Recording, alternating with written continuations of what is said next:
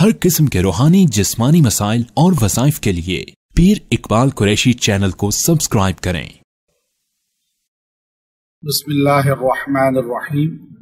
میں آج آپ کو بتانا چاہ رہا ہوں، میں ابھی ایئرپورٹ جا رہا ہوں اور باکو سے ایئرپورٹ کی طرف رواں دواں ہے۔ آپ یہ دیکھ سکتے ہیں، بلڈنگیں بھی آپ دیکھ لیں کہ یہ ماشاءاللہ بہت خوبصورت شہر ہے، اور میں یہاں کے لوگ بڑے پیسفل ہیں، بہت پیار محبت کرنے والے ہیں، خاص طور پہ پاکستانیوں سے بہت محبت کرتے ہیں۔ یہ ہمارے بھائی پاکستان آذربائیجان کردش مسلمان، اللہ اکبر اللہ اکبر۔ یہ شیعہ کنٹری ہے اور یہ ہمارے ہے شیعہ۔ اب ہم پاکستان کے شیعوں کو بتانا چاہتے ہیں کہ آپ لوگ اگر اسی طرح پیار محبت کریں صحابہ سے بھی، اہل بیت سے بھی اور تمام مسلمانوں سے، تو کتنا پیار محبت ہم میں ہو سکتا ہے۔ اختلاف تفرقے کی باتیں ہمیں کرنی نہیں چاہیے اور پیار محبت سے رہنا چاہیے۔ ابھی میں تیسرا کلمہ پڑھ رہا تھا تسبیح پہ، سبحان اللہ، الحمدللہ، لا الہ الا اللہ، اللہ اکبر، تو یہ مجھے کہنے لگا کہ آپ کیا پڑھ رہے ہیں؟ میں نے بتایا تو اب یہ یاد کرنا شروع کر دیا، سبحان اللہ، الحمدللہ، لا الہ الا اللہ، اللہ اکبر۔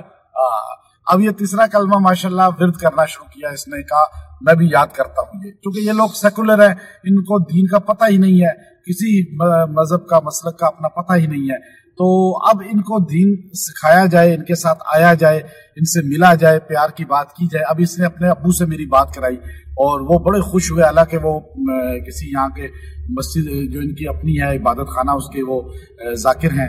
تو بات یہ ہے کہ ان لوگوں کے اندر اخلاق ہے، پیار ہے۔ اختلاف کا بھی ایک طریقہ ہوتا ہے، اختلاف رائے کا۔